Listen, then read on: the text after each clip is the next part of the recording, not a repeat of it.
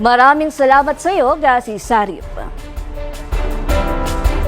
Ikinasa ngayong Webes ng iba't ibang transport group sa buong bansa ang 2 araw na tigil pasada bilang protesta sa patuloy na pagtaas ng presyo ng langis.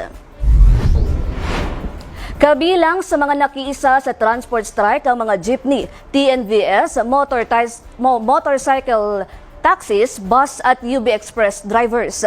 Ayon sa grupong Piston, ramdam ng mga driver at ng kanilang pamilya ang krisis sa kanilang kumakalam na sikmura at ramdam din ng bawat commuter dahil sa kakulangan ng pampublikong transportasyon. Sa Metro Manila, nagsimula ang programa ng No to Oil Price Hike Coalition sa Aurora Boulevard, Cubao, Quezon City, alas 6 kaninang umaga. Ipinapanawagan ng grupo ang pag-alis sa VAT at excise tax sa langis, rollback ng presyo sa 55 pesos kada litro, dagdag pasahe sa lahat ng transportasyon, 1,200 pesos na minimum family living wage at nasyonalisasyon ng oil industry.